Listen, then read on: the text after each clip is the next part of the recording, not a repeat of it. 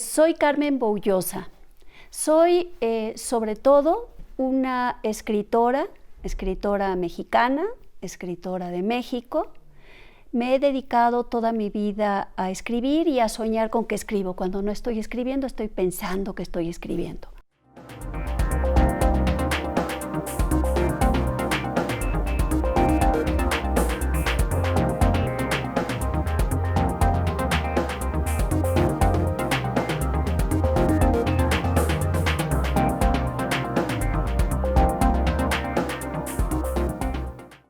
Me impresionó mucho lo que tú escribes y leí el título de una de las novelas de Carmen Boullosa, que es Somos vacas, somos puercos.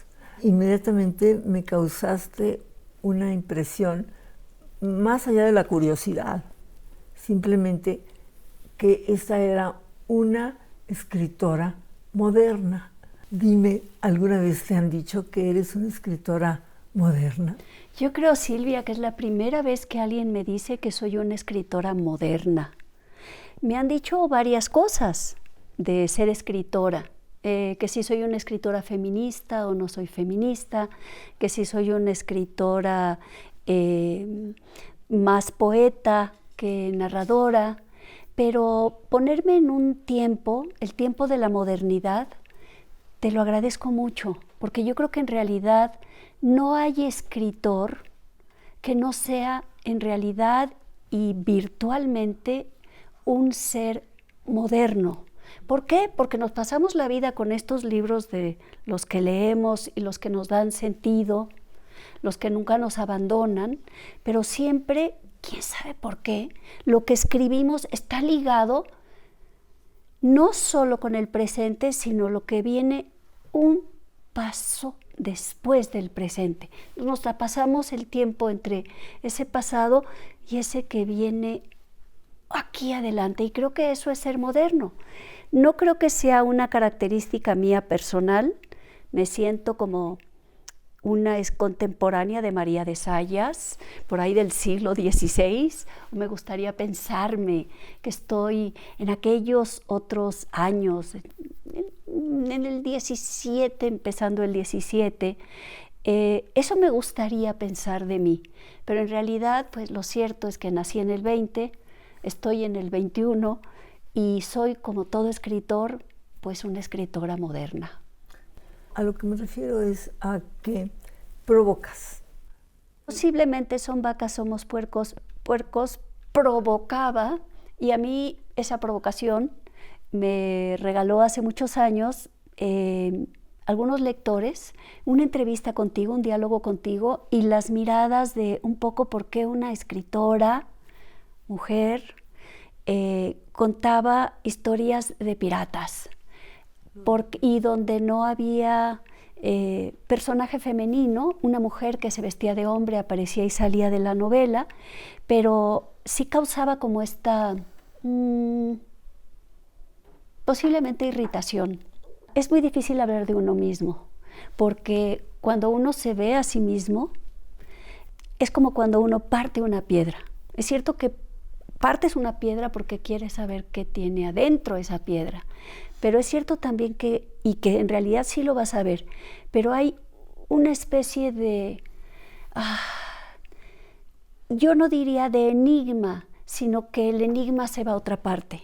Y creo que eso yo lo veo tanto cuando estoy trabajando con otros personajes, o cuando estoy platicando con alguien, o cuando estoy leyendo a otros autores, que siempre encuentro esa cosa diferente. Y en mi caso personal, prefiero siempre voltear a ver a otra parte, pero puede ser que ese sea el secreto de mi astucia o de mi deseo aventurero, de aventurar, de siempre estar buscando nuevos escenarios para mis novelas, o ni siquiera es una cosa de buscar, sino que es una inercia natural.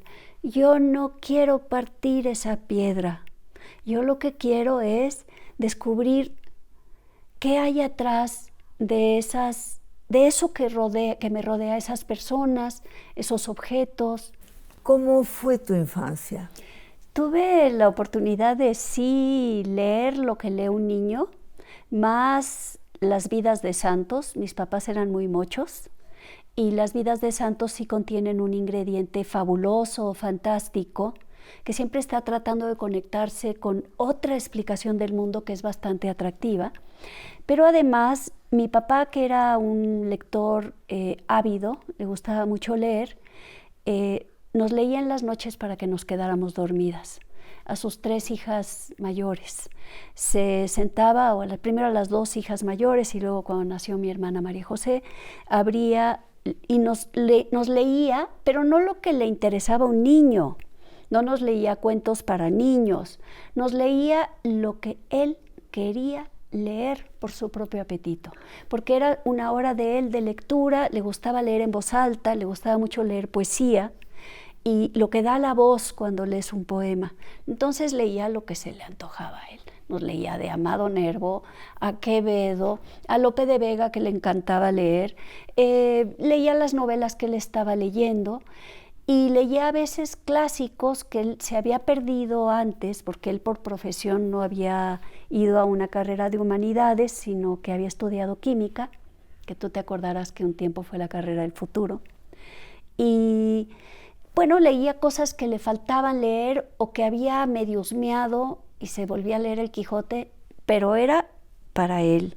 Mis hermanas se quedaban dormidas planchas inmediatamente y yo creo que yo aprendí ahí con él 2 cosas. Una es que soy muy mala durmiendo, soy una insomne profesional.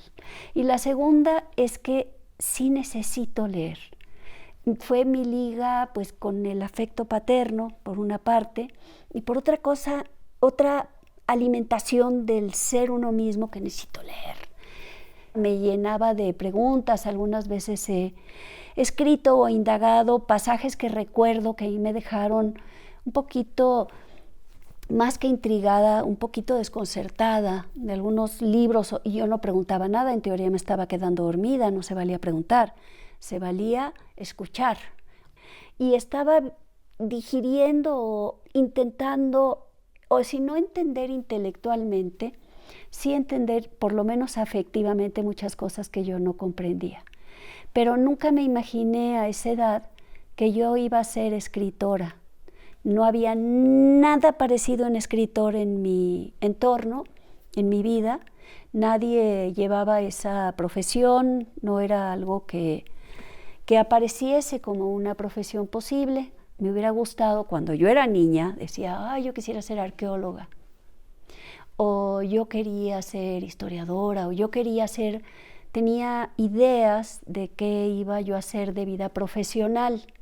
Mi mamá había ido a la universidad, mi abuela, que no lo había hecho, decía que nosotras no habíamos nacido para trapear ni para barrer pisos y que todas teníamos que hacer una carrera, pero no me imaginé nunca.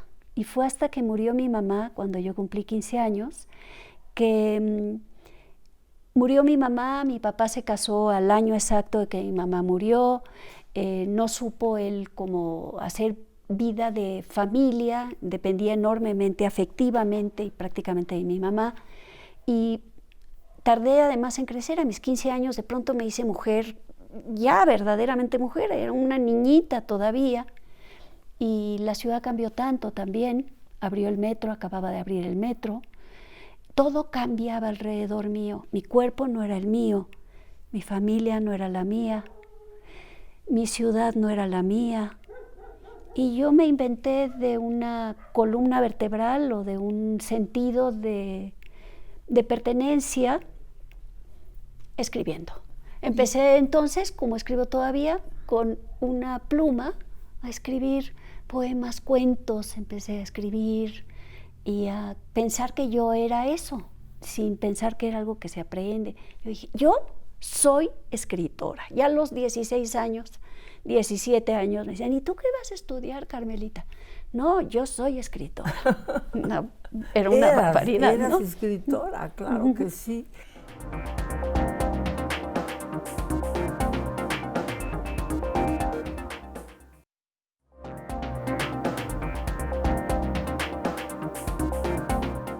Lo tomaste tan en serio que hiciste estudios de humanidades? Lo tomé tan en serio que no terminé mi carrera por desgracia. Digo por desgracia porque en realidad ahora soy profesora, he dado clases muchísimos años, soy un animal de biblioteca, me gusta mucho el mundo del estudio, pero cuando yo era jovencita hippie, no pensaba en que importase tener un título, pensaba que lo que importaba era escribir, leer, escuchar, hablar a la gente, escuchar a mis mayores. Tuve la suerte de ir a la UNAM cuando eran profesores, bueno, unas figuras extraordinarias para aprender lo que era la literatura medieval. Tenías a Rius para aprender lo que era la literatura francesa, para aprender lo que escuchases. Había maestros tan grandes y yo oía, me saltaba clases, me inscribí a otro curso que era el que me interesaba y me distraje y no acabé la carrera. ¿Y cuál era la carrera? La carrera era Lengua y Literatura Hispánica. Hice un año en la Ibero, me pasé a la UNAM, inducida por mi profesor Huberto Batis en la Ibero, que recomendaba que era importante ir a la UNAM, donde iba a conocer yo a muchos otros de mi generación que como yo querían ser escritores. Él estaba en lo correcto. Entré a la UNAM y había tantos que como yo querían ser escritores. En ese momento era un momento hermoso de la ciudad, donde los escritores nos quedaban cerca y había cafés. Ciudad que quedó muy bien retratada por Roberto Bolaño en Los Detectives Salvajes, que él es exactamente mi generación. Sí, estudiaste con él. No, él era un poco más... Éramos la misma edad, pero éramos de bandas diferentes. Él era infrarrealista, adoraban a Efraín Huerta, y yo adoraba a Octavio Paz, y mis amigos poetas no eran precisamente infrarrealistas. Estábamos en otro lado. Tampoco éramos realistas, solamente éramos poetas.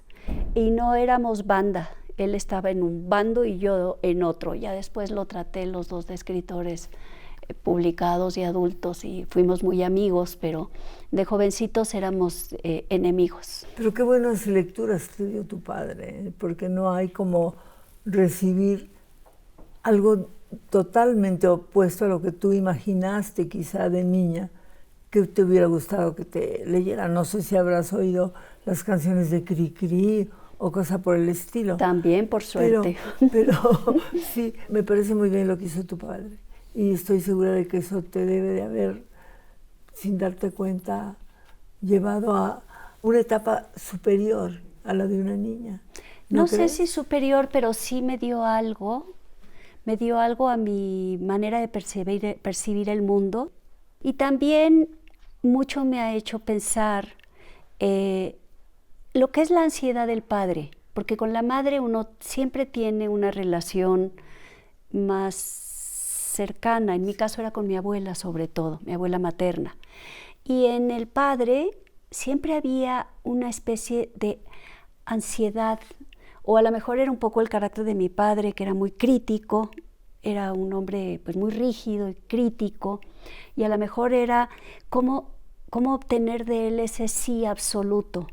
Y creo que esa ansiedad de ese sí absoluto, que es una ansiedad importante de tener en la vida, la viví escuchándolo y la viví también preguntándome cosas.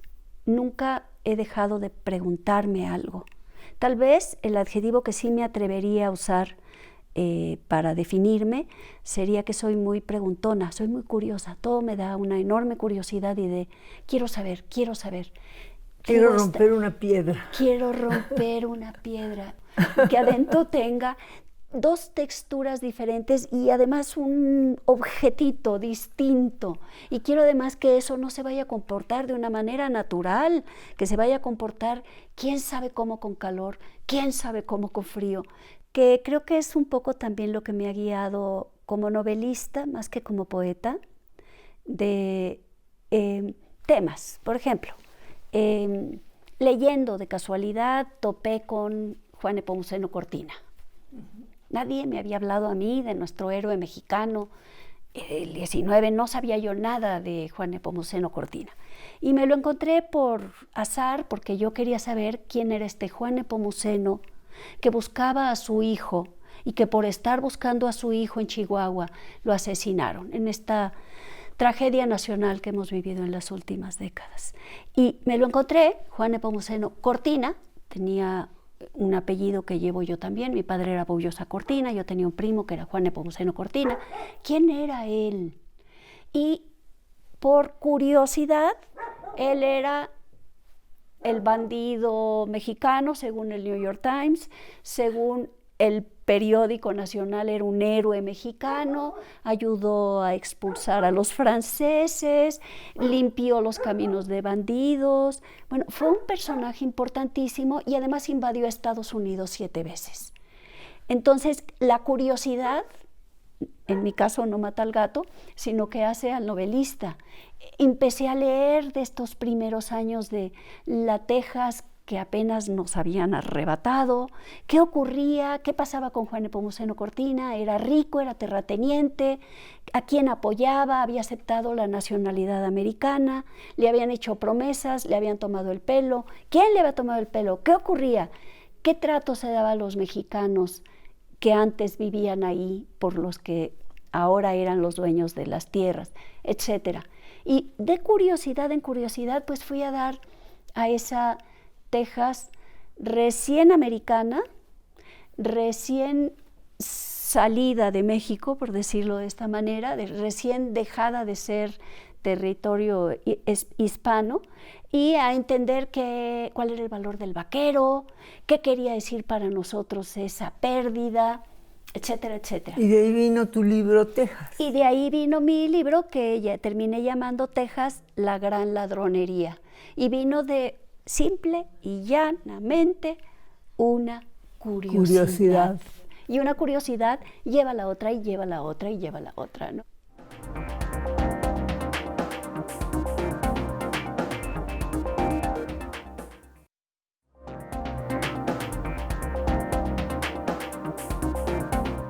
Y Texas, ¿qué te ofreció al escribirla? Tomé la decisión al tener la historia de esta Texas móvil, tomé la decisión de que lo que yo quería explorar en realidad era cómo todos los habitantes percibían el hecho de que Juan Nepomuceno Cortina había sido insultado por el nuevo sheriff de Brownsville. Este es un hecho histórico. Lo insulta el sheriff recién entrado a Brownsville y él no resiste el insulto y le pone un tiro. Le dispara. Le dispara. Lo hiere y huye hacia México. Y después de esta huida arma su propio ejército en México porque lo que quiere es que le regresen las tierras a su madre. Entonces, bueno, había una razón. Bueno, la razón del insulto es un poco más detallado, pero lo que detona en mi caso la novela y lo que detona al final este personaje extraordinario que fue Juan Nepomuceno Cortina, el invasor de los Estados Unidos, fue su incidente con el sheriff. Y el sheriff lo que acababa de hacer era golpear y humillar a un ex vaquero de Juan Nepomuceno Cortina, alguien que había trabajado con él durante muchos años. Justo cuando Juan Nepomuceno Cortina venía saliendo del juzgado donde tenía un caso para que le regresaran a su madre las tierras. La madre, ellos eran una familia de terratenientes y le había hecho un trato con un americano que iban a parcelar unas tierras y él le iba a dar parte de la ganancia. Y nunca le pagó ni un quinto, solo la despojó de sus tierras. Entonces Juan Nepomuceno Cortina peleó legalmente creyendo que así lo iba a poder conseguir. Y no iba a ningún lado, nadie le hacía caso, porque aunque él tuviera, en teoría, le habían otorgado la nacionalidad americana, él era un mexicano. Y ya no lo veían como lo que él siempre creía que había sido, que era un hombre con todos los privilegios, sino que lo veían como con un ojo racista. Como ahora. Como ahora. Entonces, para mí fue interesante acercarme al caso de Texas y analizar, por un lado, lo que es el resentimiento enorme que tenemos nosotros hacia los norteamericanos, también la admiración soterrada que tenemos por los norteamericanos y el inmenso racismo que hay de los americanos o de ese país hacia nosotros. Sí, el racismo del color para ellos es bárbaro. Y aunque seas blanca, no te ven blanca. No, porque la raza es siempre una creación cultural y una invención, es algo que uno crea. Cuando exploraba yo aquella Texas, me llamó la atención, dos hechos te voy a comentar. Uno es que me llamó la atención que los que fuesen los linchados eran mexicanos al principio, no afroamericanos, sino mexicanos, y no dos, y no tres. Decenas y decenas y cientos de mexicanos fueron linchados. Y esto no lo tenemos impreso en nuestra historia o en nuestra memoria. Ese fue uno que yo quise y capturé y le di vida otra vez adentro de mi novela. El segundo hecho que también me llamó la atención y fue para mí, todo era un descubrimiento, pero que fue algo para mí estridente, es el hecho de que algunos esclavos, porque Texas quería seguir siendo siempre en aquel entonces un estado esclavista, el origen de su riqueza era el esclavo, y el afroamericano que quería la libertad sabía que cruzando la frontera de México inmediatamente tenía condición de hombre libre. Y no fueron pocos los afroamericanos, los negros americanos, que cruzaron la frontera, porque el sueño no era el sueño americano, el sueño era el sueño mexicano. Y para mí era importante volver a contar que había ese sueño mexicano para los que venían para hacer su vida digna del lado nuestro. Tampoco tenemos memoria de eso. Lo que sí tenemos es una conciencia de un mestizaje, una conciencia bastante defectuosa, como todos lo sabemos. Sí hay afromexicanos, por supuesto, hay comunidades aisladas y hay muchos estudios hechos sobre los afromexicanos, pero hubo por lo menos una invención intelectual de que nosotros, sobre todo, éramos un país mestizo, éramos la raza cósmica, era el sueño de Vasconcelos. Un país mestizo no quería decir un país con pueblos originales, tampoco quería decir un país con afromexicanos, sino que quería decir un país donde todos teníamos una raza mestiza. Todos sabemos que este sueño pues no cuajó del todo, que en México también hay un enorme racismo, pero yo lo que en ese momento fue mi interés era capturar ese sueño mexicano en algunos personajes que tengo yo, afroamericanos cruzando a México, uniéndose al ejército de Juan Nepomuceno Cortina, como ocurrió, y luchando pues también por defender nuestro sueño mexicano. Qué bien que había sueño mexicano y no solo el sueño norteamericano. Así es. Es algo que bueno que has escrito. Pero se ha publicado con éxito este libro tuyo. Bueno, Texas sí se publicó, sí apareció en México, apareció en Estados Unidos publicado también, lo tomó un editor independiente tejano, Will Evans, que tiene una casa editorial preciosa, que se llama Deep Vellum. Hubo muchísima crítica sobre el libro, y recientemente lo ha tomado un productor de cine que lo quiere llevar Bueno, no a la pantalla grande, es sino a una la pantalla película pequeña. del western. Si él quiere, en realidad la novela es un western mexicano. Sí, sí. No sé si algún día él consiga hacerlo, porque es un proyecto grande, pero bueno, él tiene por lo menos su propio sueño tejano, a raíz de nuestro sueño mexicano. Pues sí, eso es lo que más me parece interesante, el sueño mexicano al revés. Para mí es muy interesante y es algo que a la fecha me obsesiona. Me obsesiona porque creo que lo dice mismo la palabra sueño. ¿Qué es el sueño? Bueno, es eso que se cuaja del imaginario colectivo, que es cierto que el sueño cuando nos quedamos dormidos es algo inatrapable, pero es cierto que todos soñamos también de lo que pasa alrededor. ¿Y por qué no modulamos una vez más nuestro sueño mexicano y no vivir como vivimos tantas veces o viven las familias de los desaparecidos, la gente que vive en la miseria, la pesadilla mexicana? Y por eso vemos a nuestra gente pues cruzando tras el sueño americano. Gracias, Carmen, por estar hoy en Tratos y Retratos, que ya estuviste en otra ocasión. Muchas gracias, Silvia, por recibirme aquí, acompañada de estos libros en la memoria de Carlos Fuentes también. Muchas gracias. Con Carmen Boullosa, poeta, narradora, gran dramaturga también, Silvia Lemus.